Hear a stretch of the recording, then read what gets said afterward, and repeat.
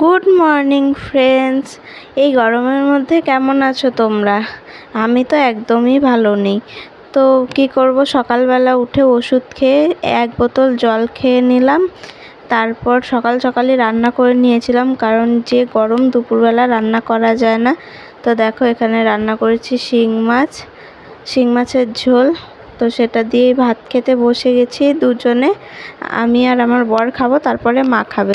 তো খাওয়া দাওয়া কমপ্লিট করে দেখো চলে এসেছি। পাপার কিছু জামা কাপড় ছিল, আমরা ঘুরে এসেছি কোচবিহার থেকে, সেগুলো অনেকগুলোই কাপড় জমে গেছিলো, তো সেগুলোই ধুতে চলে এসেছি। তো দেখো কলপাড়েও এখন প্রচুর রোদ, তাও কাপড়গুলো ধুতে হবে, তাই ধুয়ে নিচ্ছি। এই গরমের মধ্যে একটুও কাজ করতে ইচ্ছা হয় না, কিন্তু কি করা যাবে, কাজ তো করতেই হবে।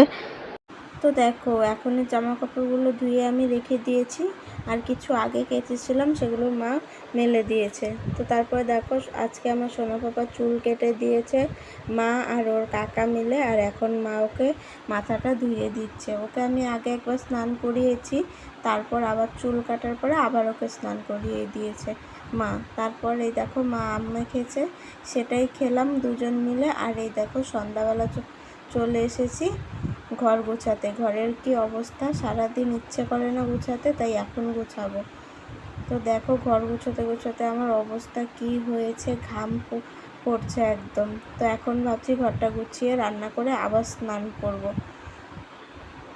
তো আমার ঘর গুছিয়ে রান্না করাও কমপ্লিট। তারপর চলে এসেছি ঘরে। দেখো মা আর সোনা পাপা ফোন দেখছিল, তো আমি একটু পাপাকে ডাকছিলাম।